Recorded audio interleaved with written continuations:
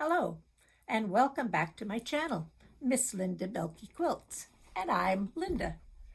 And this is the quilt I've been working on for a while. I started with this panel, added to it in one of my previous videos, and now I am attempting to quilt it. I made a lot of plans when I thought about quilting this. And some of them haven't worked out the way I thought they would. First of all, I thought I was going to use black thread on my quilting at the front. But the back of this quilt is golden colored like this. And the black stitching on the front, here's some of my testing. The black stitching on the front just showed little black dots all over the back. And no matter how hard and how many ways I adjusted the tension of my sewing machine, I could not get rid of these little black dots. So I changed my plan and quilted the front with a golden colored thread. Now that changed my ideas about how I was going to quilt it as well. So sometimes planning gives you a great deal of satisfaction to think, I can do this. I can make something that I really want to make, and I can embrace the fact that I have some creative genius here in my head that is going to make this just one fantastic piece of quilting. But that doesn't happen all the time. And sometimes I stress a little bit about how things are going and how is it going not the way I wanted. It's not perfect. And I stopped for a while and I had to think, what am I doing? I'm making a quilt. It's going to look nice. It's going to be a wonderful quilt when it's done. Why am I stressing so much about how I'm going to quilt this? I like to enjoy the process of quilting. I like to make something that gives me pleasure. And I've learned to embrace quite a few imperfections in my quilting. It's not going to be perfect. It is handmade after all. I know a lot of my friends would just pay a long arm quilter to put it on a big rack and perfectly make those curves and doodles and swirls so that they are absolutely perfect. But is absolute consistency the necessary item that you need to have for a quilt? I like to see something that is organic, and I like to see how the stitches are maybe, I try to space them evenly, but they're not going to be perfect. So I have to get to terms with that myself. And then secondly, I have to think, do I really need approval of my friends? Some of my friends might look at it and say, oh, why didn't you ask a long armer to do this? Those stitches are just a little imperfect. Or they might say, oh, that looks quite nice, but they go away and talk about it and say, what are they saying about it? Do I really worry about what everybody is saying about my quilting? Does that make me an imperfect quilter? Like, there's lots of things that people just make a big deal out of. I think you have to enjoy what you're doing. I think you have to make something that you're happy with and things that you can do that allow you to have the freedom to create the things that you want to make. Quilts, not all quilts are heirlooms, and not all of them are going to be the perfection that you think you might have. And so there's room to share something you love, and there's room to have things that you want to be proud of in all of these quilts that you make. So when I started the quilting process of this quilt, I started across this panel. And first of all, I made swirls that followed the pattern. And so this square here, or this box here, was the first part I did. It's fairly centered in the panel, and that half and this part over on this side was on the outside of that. So I could do the part in the center first, and that was a good thing. I smoothed out all the edges. And then I sort of started at the center at the top and worked my way out and worked my way back. And then I went over to this side over here and I worked down this side. And then from the bottom, I worked from there to the side. And now this part here is the last part I have to quilt. But I'm making things that look like leaves and tree branches and things that come down from the sky. So when I'm doing it from the bottom up, am I going to start with like a tree and come out like that? I have to think in terms of the orientation of the quilt now, and I'm making some swirls and movements that are a little different. So everywhere that you go is going to be a little bit different.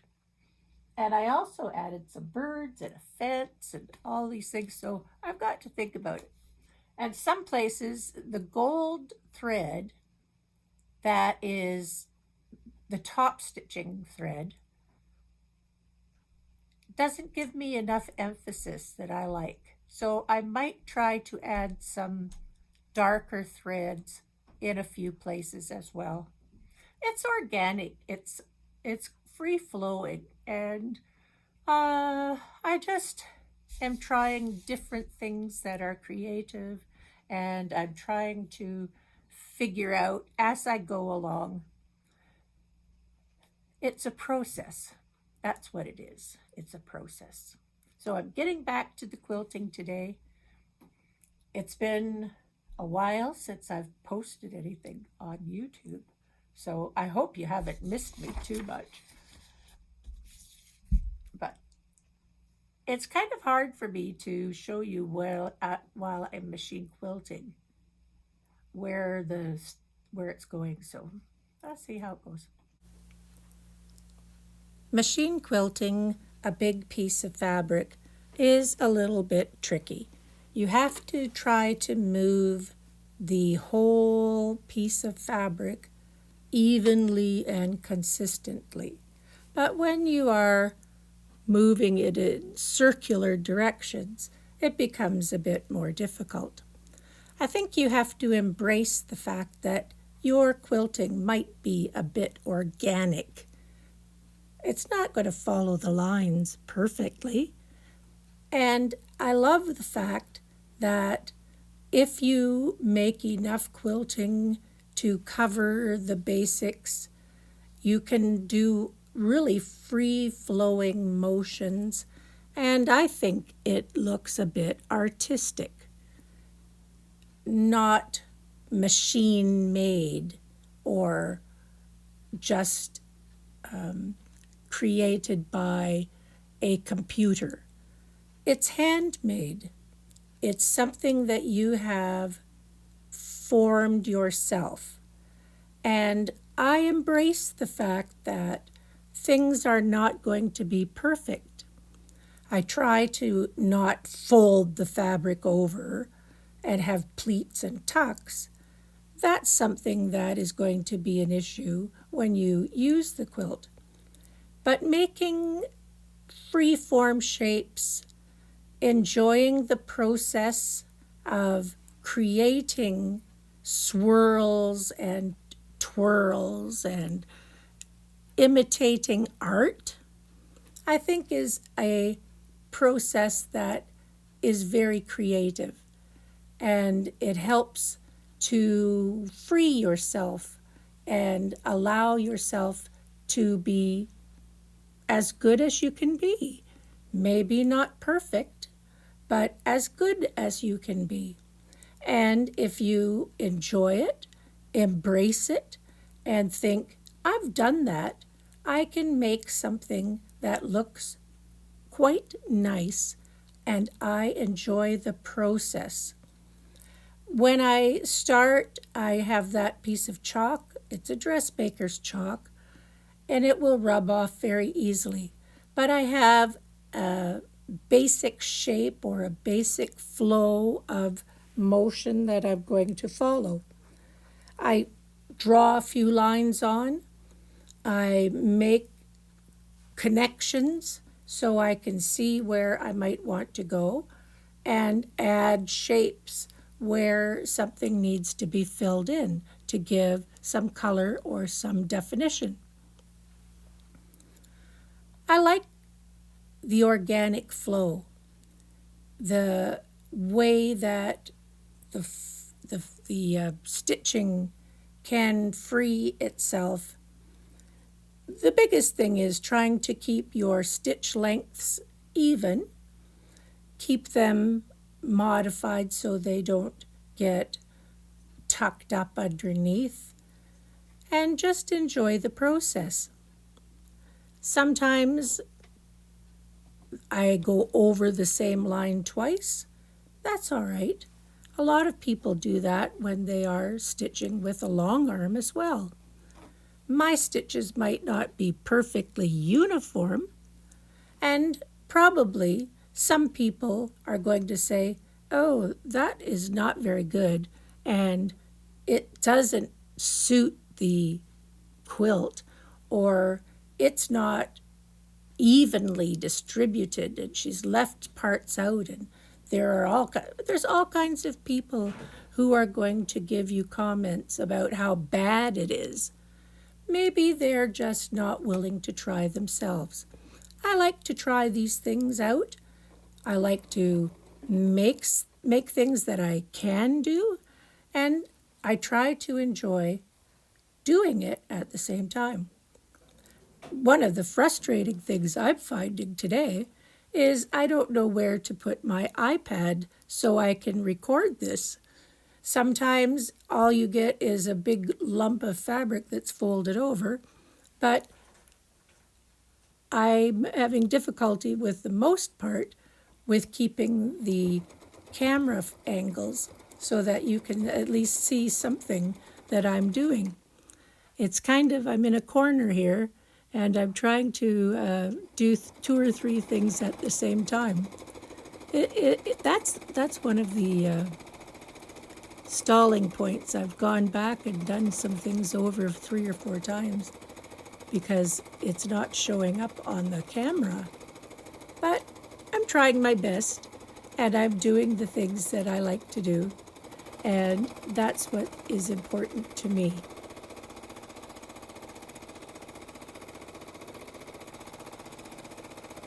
I'm still able to make these things, and I'm still able to enjoy the process of doing it.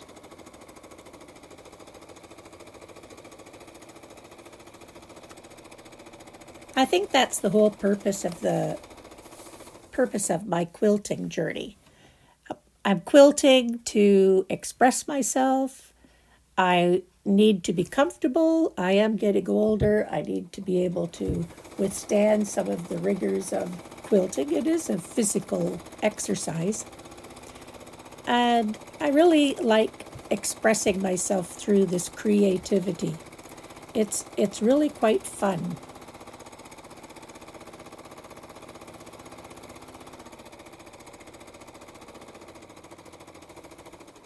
After I've drawn a few lines with my dressmaker's chalk, it's quite easy to get a flow. And I try to do a space that's, I would say a couple feet wide or a foot long, and just do a chunk of the quilting at one time.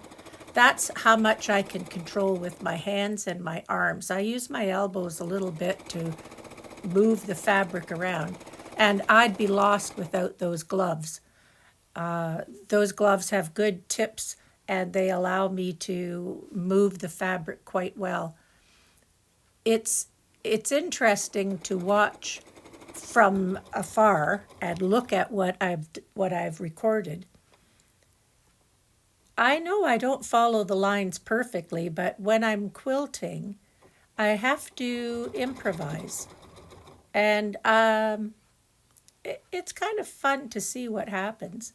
And I'm really quite happy that I did choose the golden colored thread because it really has a nice look on those reds and oranges, and it blends very well. So I'm quite happy with the choice of the thread, but I still might add a bit of darker colored thread here and there just to give a little bit more oomph. And the second thing about what I'm doing here, I've got the whole quilt rolled up under the arm of the sewing machine because I want to do something right at the upper corner.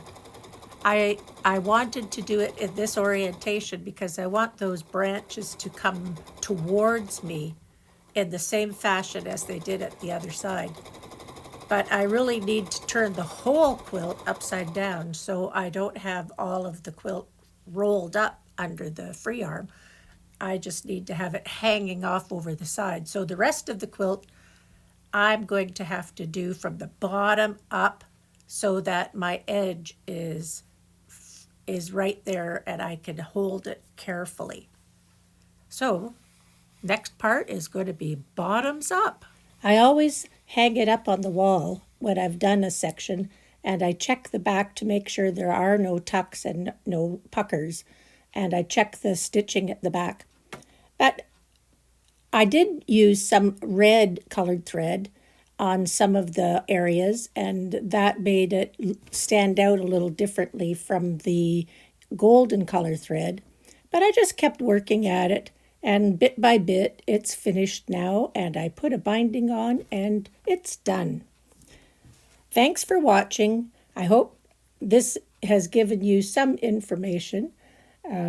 It's not the fact that it has to be perfect, but it's the story that matters, and you can tell people how you worked your magic. If you like this video, please give me a thumbs up, and if you haven't already, please subscribe. Thank you for watching. Goodbye for now.